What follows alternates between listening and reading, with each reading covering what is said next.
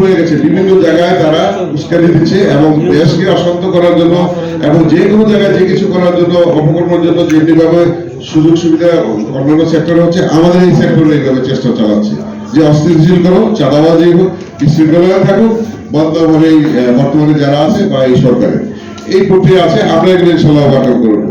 দ্বিতীয়ত হলো, এখন টেলিভিশনে একটি সাক্ষাৎকার আমার থেকে নেওয়া হয়েছে, আমি আমার বক্তব্য দিয়েছি, কিন্তু পক্ষান্তরে আমি একটা ফুটেজে দেখলাম, আমাকে সরকার থেকে পাঠানো যে এটা আপনি দেখলাম যে এক জায়গায় সদরঘাটে 285 টাকা না কত করে রাজধানী পরিবহন থেকে সাভার পরিবহন থেকে চাঁদা নিচ্ছে। কে দিচ্ছে? ঢাকা শহর দিচ্ছে। আমি প্রতিবেদনটি করেছি এবং সেখানে প্রতিবেদনে দেখলাম যে ওই লোক সাক্ষী দিচ্ছে যে ঢাকা শহর দিচ্ছে। আসলে তাকে আমি কোম্পানি সহ অফিসে কল করে আনলাম, জানতে চাইলাম, আমাদের লোক পাঠালাম। ওই কর্মচারী বলে আমি তো জানি সবাই ঢাকা শহরে যায়, অথচ ওই কোম্পানি নিজেরা তাদের পরিচালনার জন্য ওই ব্যয়ভারটা নেয়, এই অর্থটা নেয়, নিয়ে তারা জবাব দিত।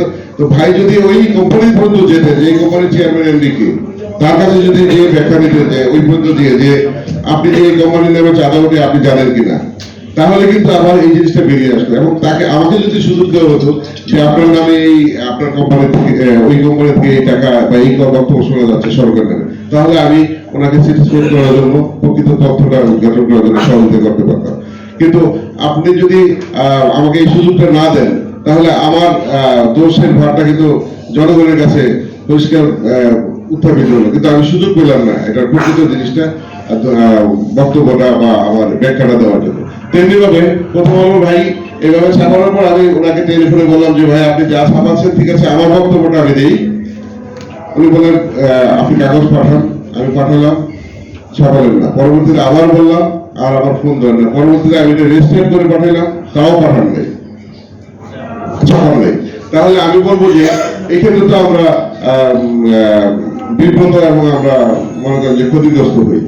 আমাদের উদ্দেশ্য, মোহন ভাই বললেন, আপনাদেরকে সাক্ষী রেখে বলতে চাই যে আমরা সিনসিয়ারলি কাজ করবো। ইনশাল্লাহ আমরা কোনো চাঁদাবাজের সাথে জড়াবো না এবং চাঁদাবাজদেরকে আমরা সহযোগিতা করবো না।